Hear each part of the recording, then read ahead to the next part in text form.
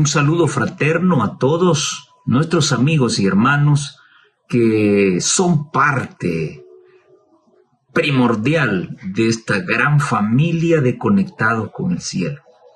Agradecemos su fiel sintonía durante la semana para estudiar con nosotros el texto bíblico de la lección de escuela sabática. Esperamos que el Señor haya derramado abundantes bendiciones durante esta semana y que en esos tramos difíciles por los que hemos de pasar siempre, nuestra fe se haya desarrollado al confiar más en nuestro Señor. Así que sean muy bienvenidos. Vamos a tener una palabra de oración antes de iniciar nuestro estudio. Bendito Señor y Padre que está en los cielos, gracias le damos por permitirnos llegar a este momento, al repaso de la lección. Eso significa que estamos por concluir una semana de trabajo y nuevamente nos han asaltado sin duda vicisitudes, problemas, situaciones difíciles. Pero hemos tenido la esperanza de contar con su brazo poderoso. El hecho de que las cosas no se den como nosotros esperábamos no quiere decir que usted no ha estado pendiente de nosotros. Todo ha sido dejado para nuestro crecimiento espiritual. Que hayamos sacado las más grandes lecciones y la más importante de todas. Hay un Dios poderoso que está pendiente de nosotros, listo para socorrernos y darnos su amor. Bendiga hoy, Señor, su palabra, que al repasar la historia y poder traer a la vida nuevamente esas escenas maravillosas de su Hijo en esta tierra, podamos recobrar ánimo, podamos recordar quién es usted y podamos tener la esperanza de poder morar, de vivir con usted un día por la eternidad. Acompáñenos, por favor, en el nombre de Jesús. Amén y amén. Lección número 4. Testigos de Cristo como Mesías. Interesante lección. Recuerdo que hace mucho tiempo uno de mis mentores académicos me decía, Jaime, no digas lo que sabes, demuéstralo.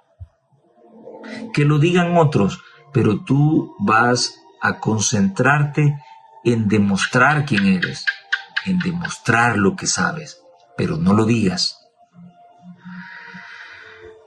En eso consistió la vida de Cristo. Fueron selectas y contadas las ocasiones en donde Jesús dijo, yo soy. Pero en la mayoría de veces, el Señor con su ejemplo, demostrando quién era, y demostrando lo que podía ser, fue como conquistó el corazón de aquellos que más tarde se convirtieron en sus testigos. Jesús respondió, dice el texto clave de la lección que se encuentra en Juan 3:3, te aseguro, el que no nace de nuevo no puede ver el reino de Dios. Qué bonita frase, profunda, con un gran significado. Y esperamos que hayan aprendido mucho de ese pasaje esta semana.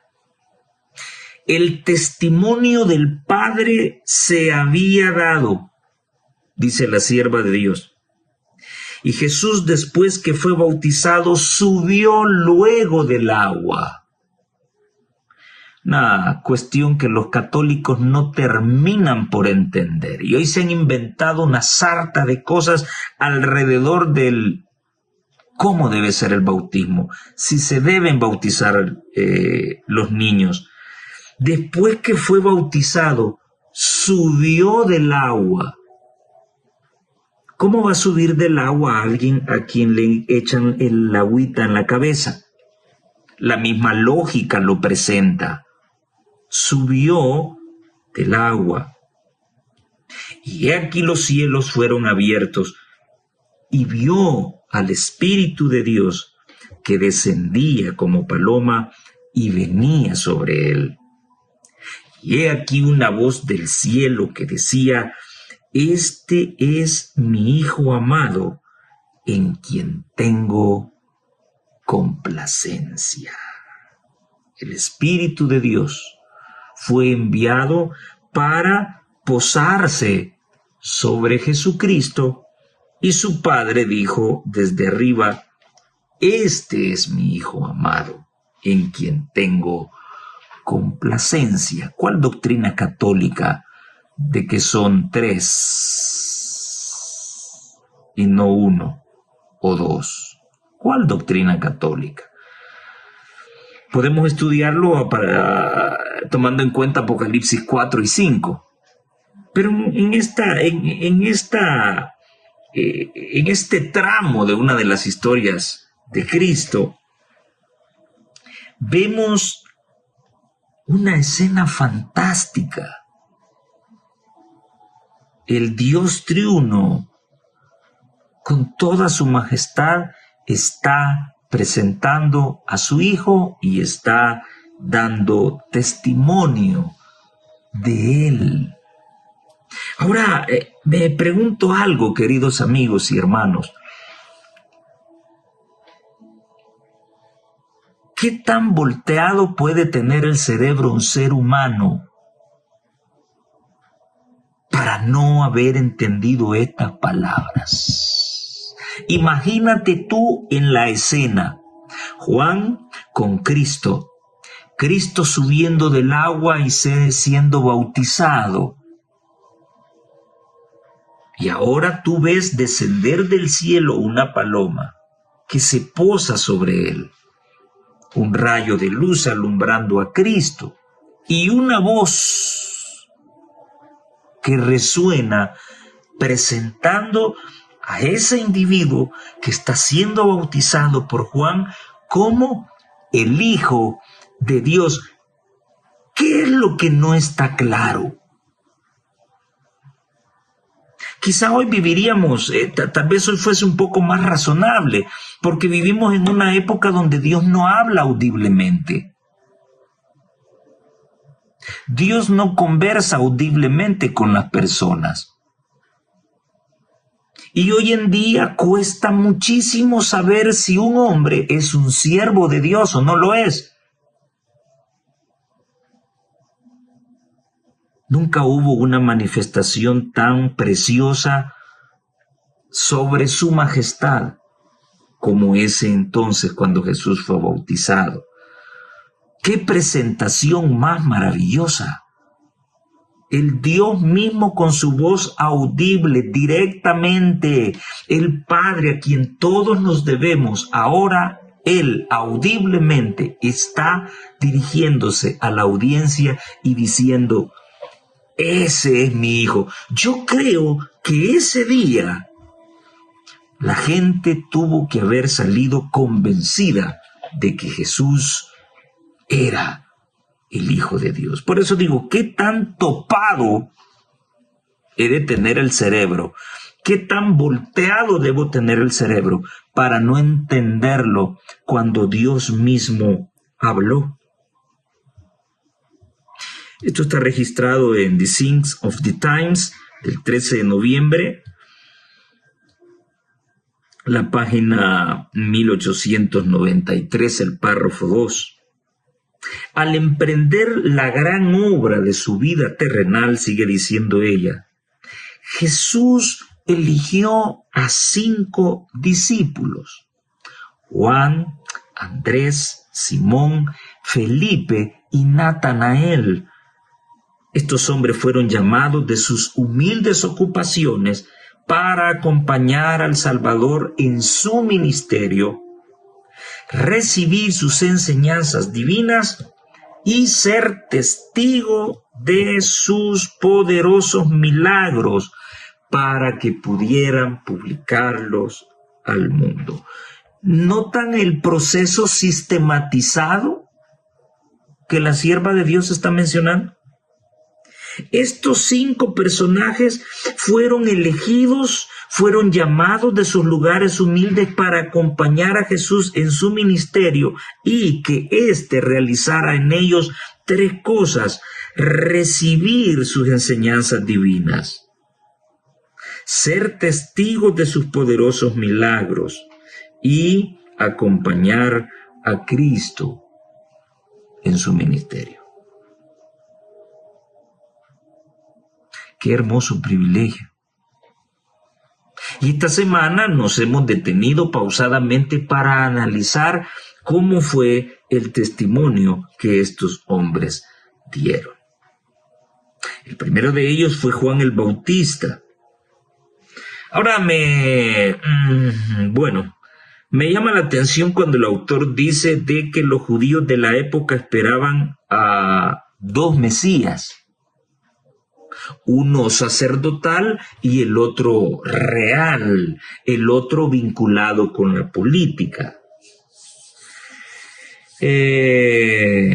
Habría mucha tela que cortar en esa declaración. Ahora, ¿de qué manera Juan explica su ministerio? Y él dice, este es el testimonio de Juan, cuando los judíos enviaron a Jerusalén sacerdotes y levitas para que le preguntasen: ¿tú quién eres? Confesó y no negó, sino confesó: yo no soy el Cristo. Yo no soy del que señala la profecía. Yo no soy del que hablan las profecías. Yo no soy aquel de quien escribieron los profetas. Y le preguntaron: ¿qué pues? Si no eres él, ¿quién eres? ¿Elías? No soy Elías. ¿El profeta? No soy profeta. Le dijeron: pues ¿quién eres? Para que demos respuesta a quienes nos enviaron. ¿Qué dices de ti mismo? Y él dijo: yo solamente soy la voz de un individuo que clama en el desierto para enderezar el camino del Señor, así como ustedes lo han leído en el libro de Isaías. Así explicó Juan su ministerio. Yo no tengo títulos, solamente soy uno cuya voz clama en el desierto para enderezar el camino de Dios, así como estaba escrito en la profecía. El autor pregunta al final de la lección del día domingo: ¿cómo deberíamos los adventistas del séptimo día cumplir el mismo tipo de ministerio que Juan el Bautista? ¿Cuáles son los paralelismos? Bueno, aquí hay muchísima tela que cortar también. ¿Cuál es el mensaje que se le ha dado para predicar a la iglesia adventista del séptimo día? Ve al estanque de Siloé y lávate. El día que la tierra lloró, el día que no sé qué, el día que no sé cuánto. ¿Ese es el mensaje que como iglesia adventista del séptimo día se nos ha dado? Dentro de nuestras mismas filas hay un secuestro de la verdad. Hay una verdad que la dirigencia no quiere que se predique. Hay una verdad que muchos ministros del Evangelio en las iglesias distritales han recibido la orden de que no se predique esos temas íconos. Y disculpen que sea directo en decirlo, pero el problema es que como nadie dice nada, pues uno puede pensar cualquier cosa. Por allá vino un individuo a decir, pues, de que nadie ha guardado los mandamientos y nunca los guardará. Y nadie dijo nada. Y es más, lo volvieron a invitar otra vez. Estuvo también otro tipo que dice, no importa cómo adoren los jóvenes, déjenlos en paz, que ellos adoren como ellos quieran.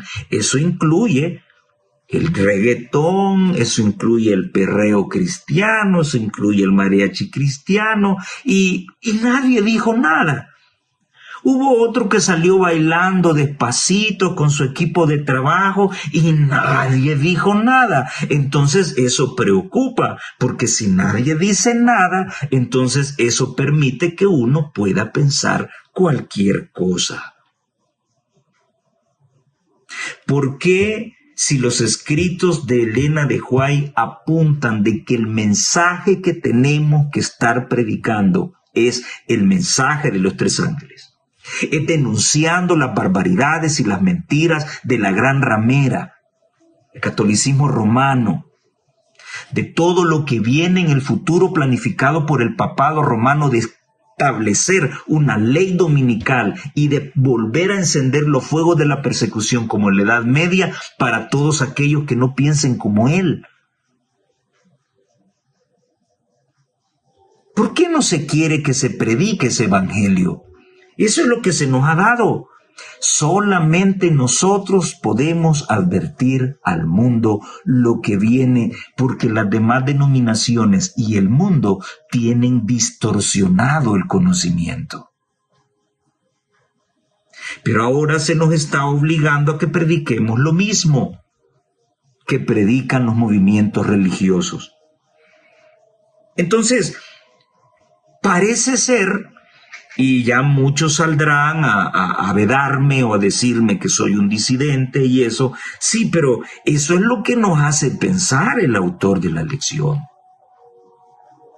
¿Cómo deberíamos los adventistas del séptimo día cumplir el mismo tipo de ministerio que Juan el Bautista? Y recuerdo ese tema desde hace mucho tiempo ya, cuando el pastor Hugo Gambetta pues todavía estaba en orden con la iglesia y él hablaba acerca de ese fascinante tema, los tres Elías. Luego el mismo tema, pero con otro enfoque muy bonito, se lo escuché al pastor Esteban Bor. Nosotros somos el tercer Elías. Un Elías que tuvo que batallar con una tríada opositora, la misma que enfrentó Juan el Bautista y la misma que la iglesia adventista enfrentará en los tiempos del fin. Precioso tema, gran mensaje. Al oírlo usted sale convencido de que somos el pueblo que ha sido elegido para predicar esa verdad al mundo. Sí, pero analice usted los spots de las campañas que los pastores tienen en nuestras iglesias. Analice usted las órdenes que vienen de arriba. Otros son directos al decir no entremos en conflictos con el papado. No le presten atención, no escuchen a todos aquellos que hablan en contra del papado. Y lo último que vi es que ministros adventistas prácticamente estaban pidiéndole a los adventistas que fuésemos un poquito más comprensivos con el catolicismo. A ver, ¿qué pasa acá? ¿Qué está ocurriendo aquí? Estoy viendo actitudes y estoy escuchando un mensaje totalmente diferente al que yo conocí de labios de mi abuela. ¿Qué está pasando? Nadie dice nada.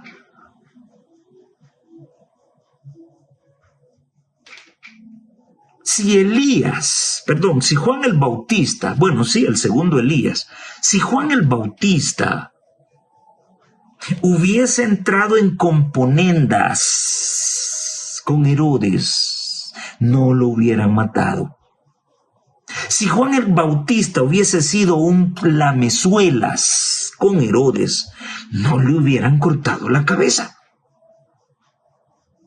Si Juan el Bautista estaba interesado en vivir de la lana del pueblo y seguir disfrutando privilegios que ni el pueblo disfruta, y callar el mensaje que se le había dado, y callar la barbaridad y el pecado que Herodes estaba cometiendo con su cuñada, no le hubieran volado la cabeza. Entendámoslo de una vez, nuestro mensaje es contradictorio. Nuestra alimentación es contradictoria con respecto a cómo lo hace el mundo. El autor dice, ¿cuáles son los paralelismos? ¿En qué se parece el mensaje de Juan con el nuestro? Tenemos un mensaje diferente al de otras corrientes religiosas. Juan el Bautista apareció para abrir la brecha y preparar el camino de la primera venida de Jesús a esta tierra. La misión de la Iglesia Adventista del Séptimo Día es preparar el camino para la segunda venida de nuestro Señor Jesucristo. El mensaje de Juan Bautista era directo. Herodes, tú estás en pecado. La mujer que tienes es mujer de tu hermano, no te pertenece. Y decir la verdad tuvo un costo, perdió la vida. La Iglesia Adventista, de igual manera, por decir la verdad, seremos perseguidos y muchos perderemos la vida. Ahora, ¿qué es lo que no le cuadra a la dirigencia? ¿Qué es lo que no les cuadra? ¿No les gusta esa cláusula? Que están enviando órdenes de predicar un mensaje que no nos pertenece. Un mensaje que ya fue predicado. ¿Quién no conoce de Jesús? ¿Quién no conoce de lo que ocurrió en la cruz? Pero son muchos los que desconocen lo que viene en el futuro. Claro, el amor de Dios debe estar presente en cada temática, así como Noé, que exaltó el amor de Dios hablando acerca de ese diluvio que venía como castigo por la corrupción de la humanidad. De igual manera, nuestro mensaje debe estar adobado con el amor. Digamos la verdad con amor, sí, pero por el hecho de amar no quiere decir que no vamos a decir la verdad. Hay mucho paralelismo de la vida y el mensaje de Juan, el ministerio de Juan, con el ministerio de la Iglesia Adventista del Séptimo Día. Pero parece ser que ese mensaje, hoy en la actualidad, cada vez se va degenerando. Y esta es una verdad que todos sabemos y que nadie tiene el valor de decirlo, pero yo ya lo dije. Había una gran obra designada para el profeta Juan, pero no había ninguna escuela en la tierra a la cual pudiera asistir. Ahora, les pregunto a ustedes, queridos hermanos, ¿Juan el Bautista era teólogo? ¿A qué universidad fue? ¿Vivía Juan el Bautista con lujos, con ostentación? ¿Con trajes de lujo, corbatas de lujo? ¿Con vehículos del año? ¿Viajando, despilfarrando el dinero que le pertenece al Señor? ¿Una vida de ostentación era la vida de Juan Bautista? La Biblia no nos dice eso. No había ninguna escuela en la tierra a la cual él pudiera asistir. O sea que no habían escuelas en aquel entonces. Claro que sí. Pero ninguna de esas escuelas de teología servía para preparar a ese siervo de Dios. Una cosa es, y voy a ir haciendo la parodia. Una cosa es preparar licenciados en teología y otra cosa es preparar siervos de Dios. Son dos cosas muy diferentes. El licenciado en teología es asalariado. Tiene una responsabilidad, pero no la hace bien. Visita a su distrito allá de vez en cuando. Solo le gusta estar en las iglesias centrales donde todo es bonito, donde todo es modernidad. Pero esas iglesias que están refundidas en los cantones, en los caseríos más recónditos de la zona que le ha tocado pastorear, ahí no se mete. Y cuando escasamente llega, solo llega a pedir los diezmos y ofrendas. Eso no solamente es lo que yo he visto, esa es la queja que yo escucho de mis hermanos adventistas en muchas iglesias. Pero no todo es malo. Así como vamos a ver en el Sanedrín, no todo era malo. Siempre hay un 1% de cosas buenas. Gracias al Señor, poquito, pero dentro de nuestra iglesia hay siervos de Dios. No solo licenciados en teología, sino que también son siervos de Dios que han sentido el toque del llamado de Dios y hacen su trabajo como debe ser, no porque tengan un jefe encima, porque jefes no hay en esta estructura. Todos somos hermanos y todos tenemos la misma función.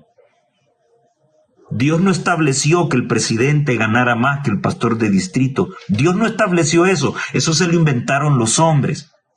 Ante los ojos del Señor todos somos iguales.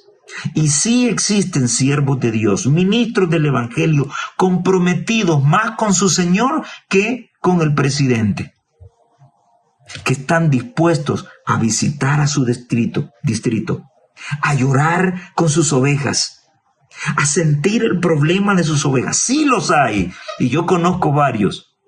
Sí los hay. Sí los hay. Había una gran obra designada para el profeta Juan, pero no había ninguna escuela en la tierra a la cual pudiera asistir. Debía adquirir su conocimiento lejos de las ciudades, en el desierto. ¡Qué tremendo! Juan fue educado por Dios en el desierto y, después de ser bautizado Jesús, el Espíritu lo llevó al desierto. Tengo un tema maravilloso sobre el desierto. Cuando Dios tiene una obra importantísima para ti, Él te lleva al desierto porque Él quiere tener tu atención. Las escrituras del Antiguo Testamento, Dios y la naturaleza que Él había creado debían ser sus libros de estudio. Hermano mío que me escuchas, ¿tú no puedes leer? ¿Tú no tienes habilidad para la palabra? ¿Tú no hablas bonito como muchos predicadores? No te preocupes. Tú no necesitas ir a una escuela de teología para ser instruido por Dios. Ahora tienes el privilegio de tener toda su palabra, de tener a Dios mismo que puede ayudarte cuando tú lo solicites. Y tienes la naturaleza para que sean tus grandes maestros. Ahora, no estoy diciendo de que pues el que sienta el llamado de Dios de querer ser pastor no vaya a estudiar. Claro que debe ir, pero que realmente tenga la vocación, que lo mueva porque hay un pueblo que necesita un pastor que los alimente. Que lo mueva porque ha visto que hay necesidad de liderazgo, que lo mueva el hecho de que hay necesidad de levantar la palabra de Dios porque es otro mensaje el que se está predicando hoy, que lo mueva eso y que no lo muevan los intereses y cada uno de los privilegios económicos que va a obtener por ser un ministro.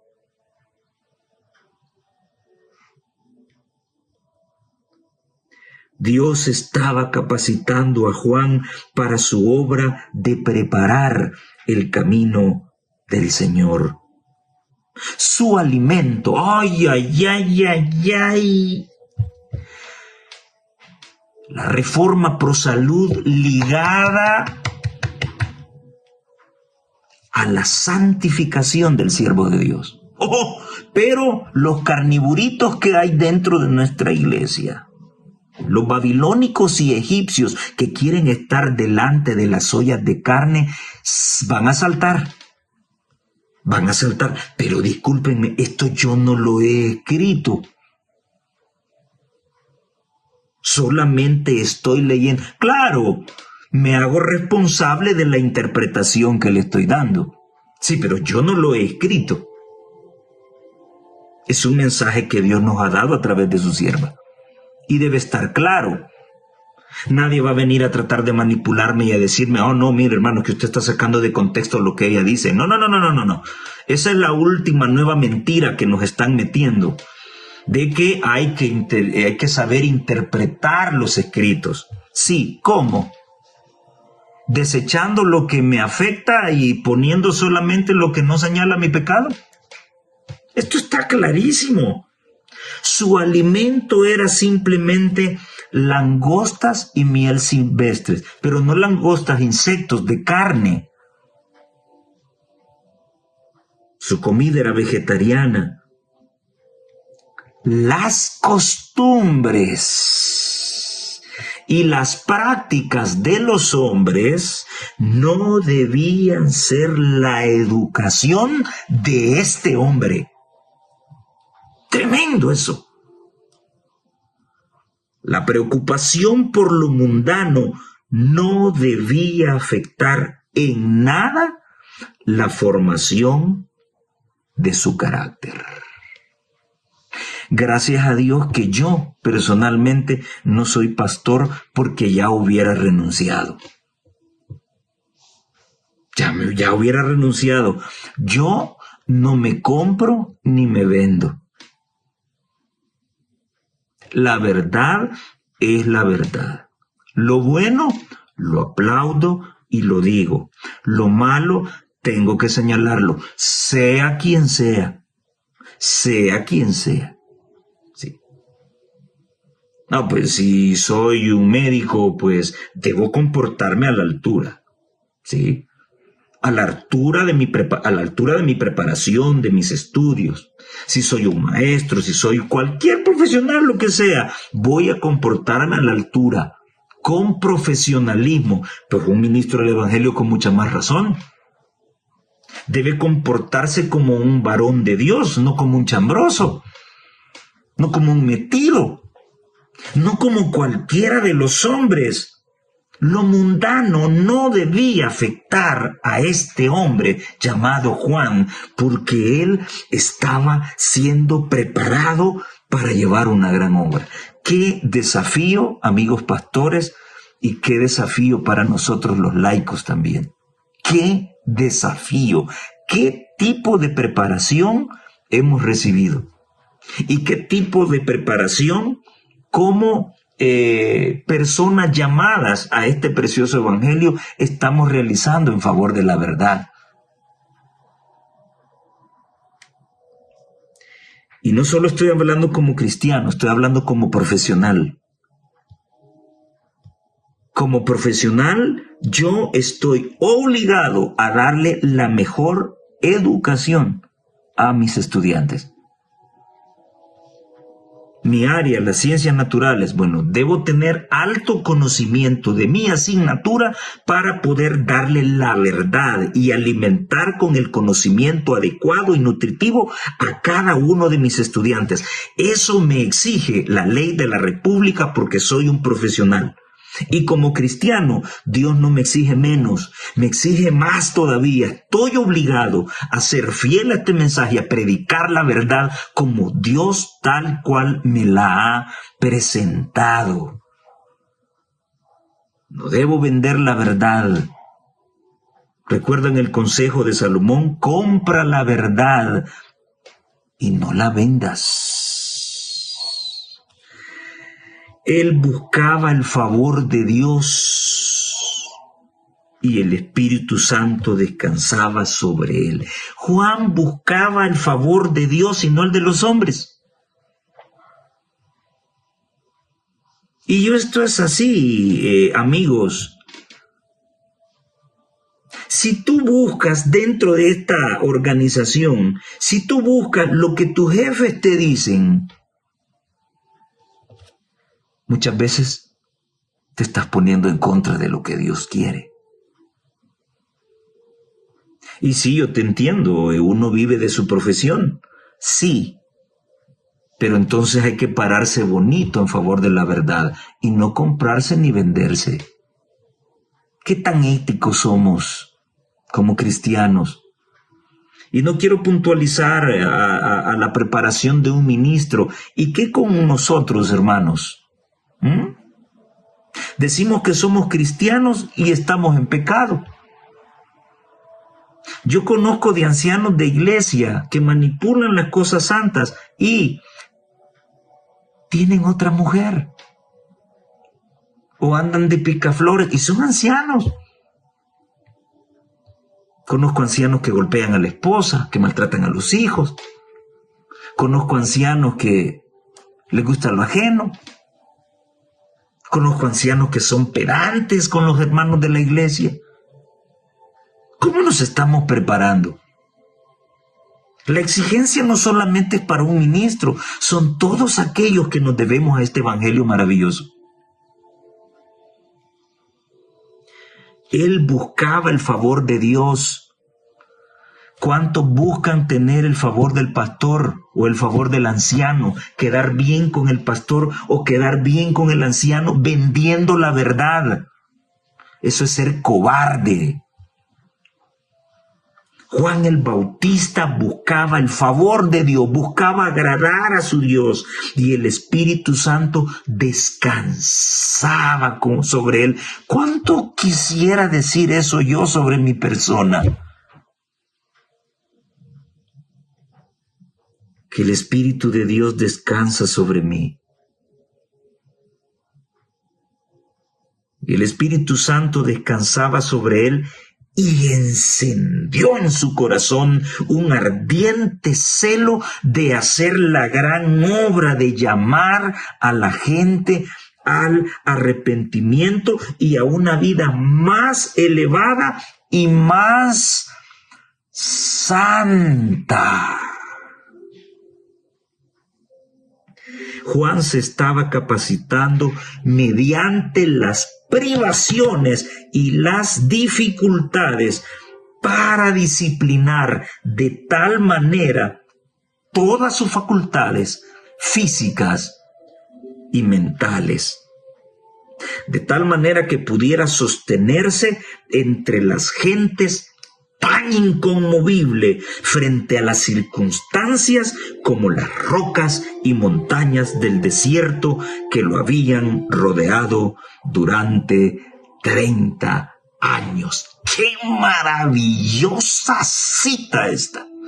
Comentario de Elena G. de White en Comentario Bíblico Adventista del Séptimo Día, tomo 5, página 1090. ¡Qué comentario más bárbaro sobre el tipo de preparación que debemos tener todos, no solo un ministro del Evangelio, todos, porque no solo un pastor es el testigo del Señor. Cada adventista del Séptimo Día es o debe ser o debería ser un fiel testigo del Señor. Qué tremenda misión. Cómo nuestra responsabilidad como adventistas del Séptimo Día en la predicación del Evangelio está vinculada con el mensaje de Juan. ¿Qué puedo sacar de esto de positivo? Juan no se compraba ni se vendía. Trataba de no contaminarse con las costumbres de los hombres. Él no buscaba quedar bien con el jefe.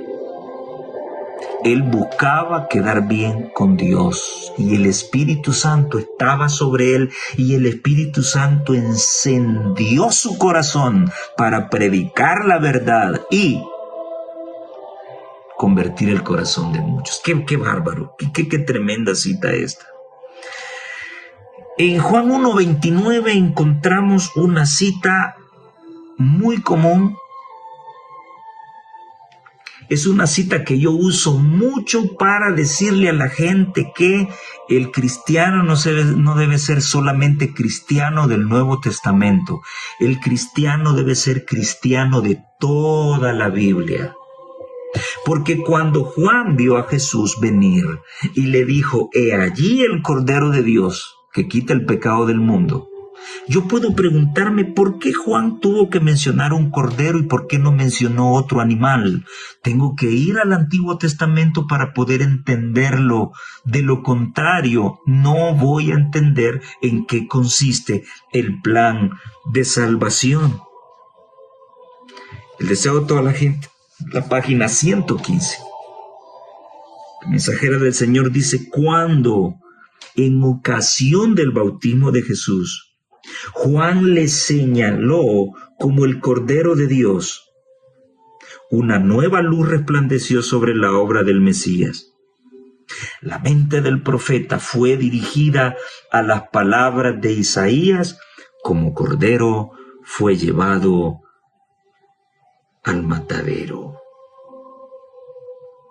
Y luego la lección nos hablaba de revisar Marcos 10:45, Romanos 5:6 y Primera de Pedro 2:24, en donde se nos presenta a Cristo como el siervo sufriente. Marcos dice, porque el Hijo del Hombre no vino para ser servido,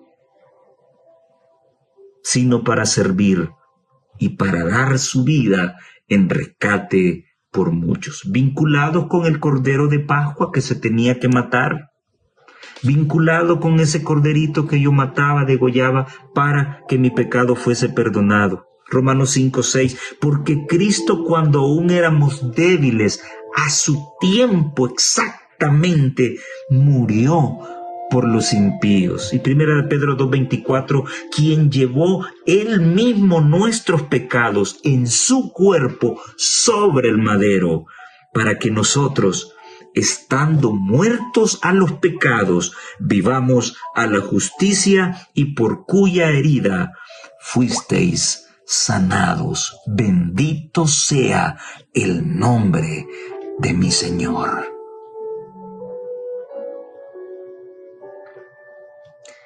Desde el momento en que Juan lo presentó como el Cordero de Dios, Juan estaba dando testimonio de que este Jesús era aquel que tipificaba el ejemplo dado entre Abraham y su hijo cuando iba a ser sacrificado. Este hombre, Jesús, era aquel de quien los profetas escribieron sobre ese cordero que sería inmolado. Él era el centro del servicio del santuario, porque él representaba aquel cordero que debía ser inmolado, porque sin derramamiento de sangre no hay perdón de pecados. Durante las semanas que siguieron, Juan estudió con nuevo interés las profecías y la enseñanza de las ceremonias de los sacrificios. No distinguía claramente las dos fases de la obra de Cristo, como sacrificio doliente y como rey vencedor. Pero veía que su venida tenía un significado más profundo que el que discernían los sacerdotes y el pueblo. Cuando vio a Jesús entre la muchedumbre, al volver él del desierto, esperó confiadamente que daría al pueblo alguna señal de su verdadero carácter. Pero Jesús no pronunció una palabra, ni dio señal alguna. No le gustaba la ostentación. Y como hasta en bambalinas proclamamos algo que vamos a hacer para que nos aplaudan y nos feliciten. Jesús no era así. No respondió al anuncio que hiciera el Bautista acerca de él, sino que se mezcló entre los discípulos de Juan sin dar evidencia externa de su obra especial, ni tomar medidas que lo pusiesen en evidencia. Esto está en El deseo de todas las gentes, página 110. Al día siguiente, Juan vio venir a Jesús con la luz de la gloria de Dios descansando sobre él. El profeta extendió las manos diciendo: «He aquí el Cordero de Dios que quita el pecado del mundo. Este es del que dije: tras mí viene un varón, el cual él existía antes que mí, y yo no le conocía. Mas para que fuese manifestado a Israel, por eso vine yo bautizando con agua. Vi al Espíritu que descendía del cielo como paloma y reposó sobre él, y yo no le conocía. Mas el que me envió a bautizar con agua, aquel me dijo: sobre quien vieres descender el Espíritu y que reposa sobre él, este es el que bautiza con Espíritu Santo. Y yo le vi y he dado testimonio que este es el Hijo de Dios». Ya van dos. La primera, directamente el Padre dijo: «Este es mi Hijo amado». Si es Dios el que hablaba, ¿quién era este? El Hijo. ¿De quién? El Hijo de Dios. Número 2. Ahora Juan es quien lo está diciendo. Yo les dije al iniciar la lección que qué tan torcido debo tener el cerebro para no darme cuenta de que Dios mismo habló y presentó a su Hijo. Ahora lo hace Juan. Pero ¿cuál es la diferencia? Ella dice que con la luz de la gloria de Dios descansando sobre él, el profeta extendió las manos diciendo: «He aquí el Cordero de Dios». Necesitas que el Espíritu Santo te abra los ojos para darte cuenta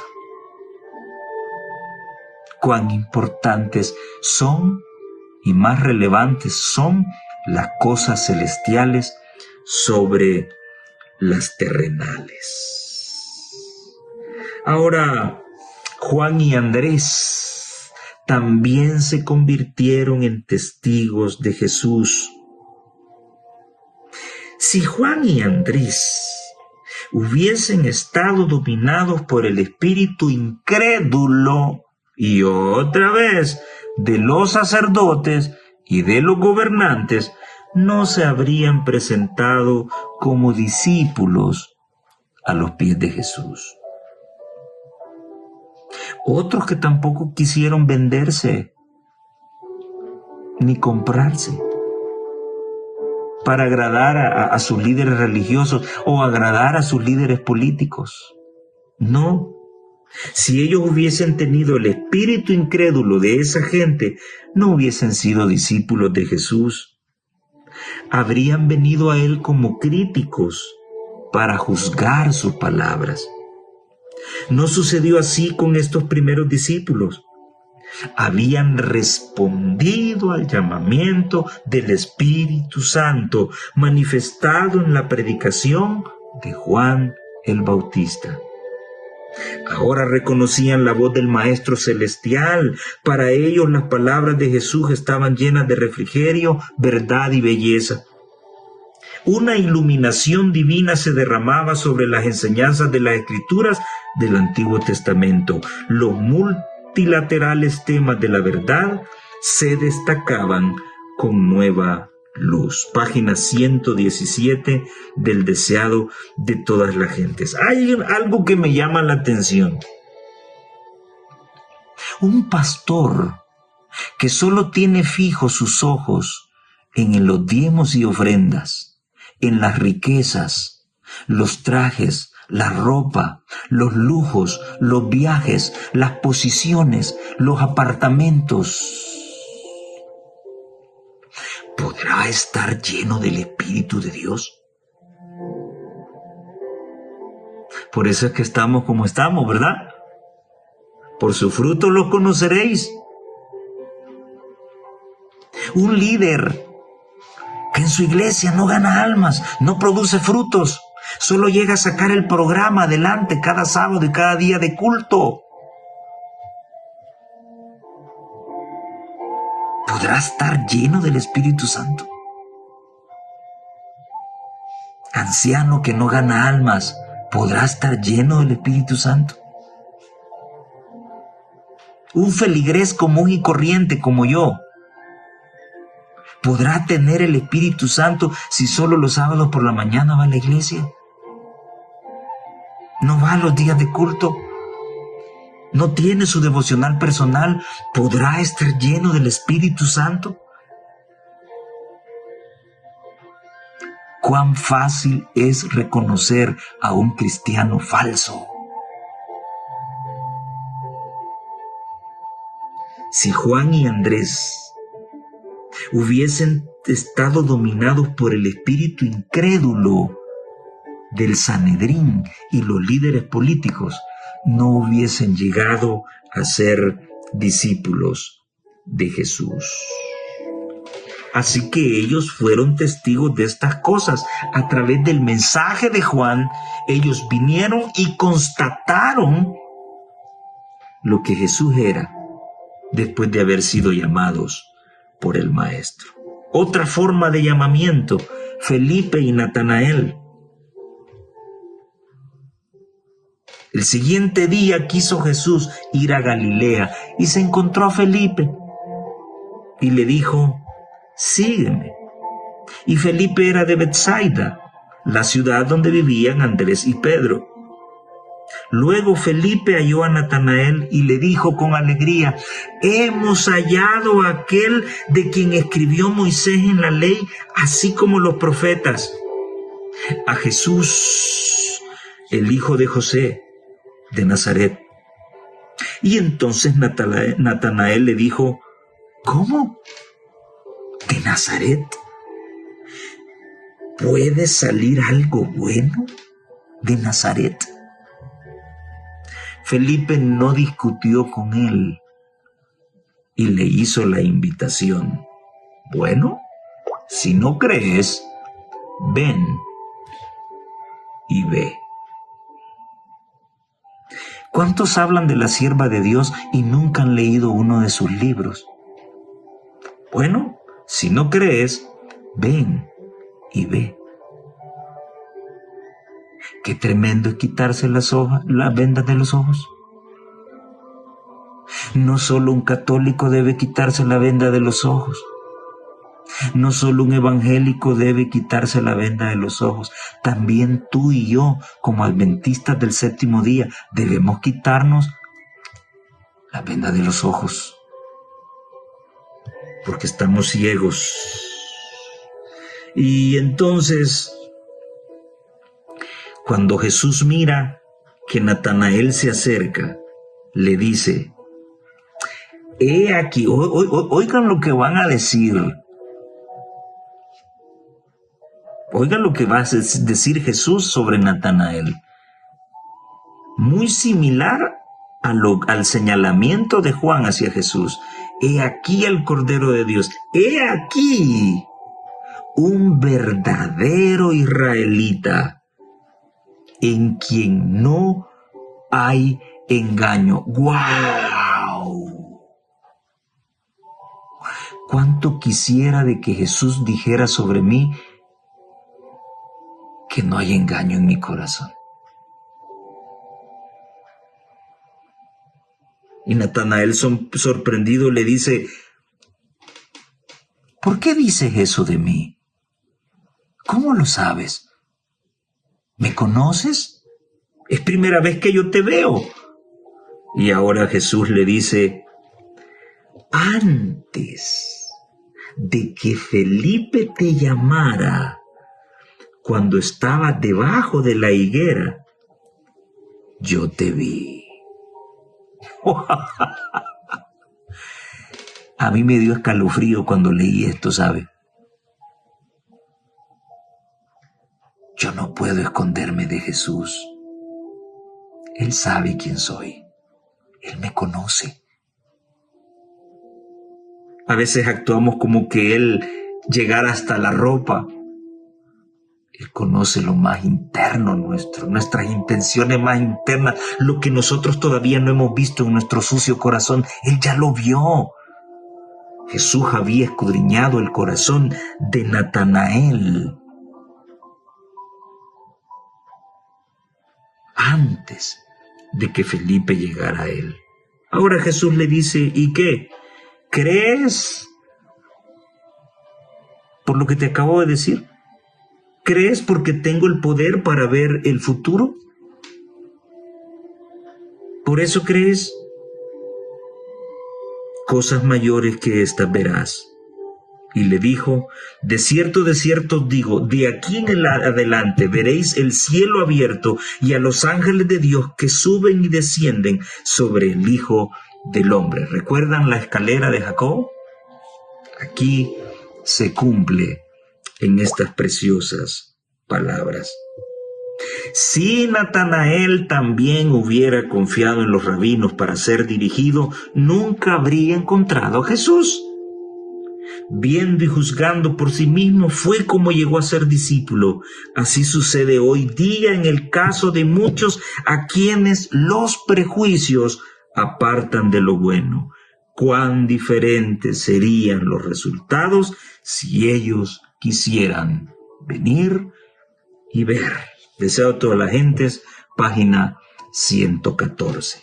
Y para finalizar esta historia maravillosa entre Jesús y un teólogo, un PhD, un doctor en teología. Y aquí cobra ánimo el texto clave de esta semana. De cierto te digo, que el que no naciere de nuevo no puede ver el reino de Dios. Ahora, imagínate ahora la pregunta de un intelectual. ¿Cómo es eso? ¿Un hombre siendo viejo puede volver a nacer? ¿Puede volver a meterse al vientre de su madre? ¿Qué te parece? Tú no sabes de dónde viene el viento ni para dónde va, pero sí lo sientes. Así es la obra del Espíritu de Dios. Así que de cierto te digo que el que no naciere de nuevo no podrá ver el reino de Dios. Pero ¿cómo es esto posible?, dice aquel doctor en teología. Y ahora viene Jesús y elegantemente va a descubrir su ignorancia. Y tú eres un doctor y no lo sabes.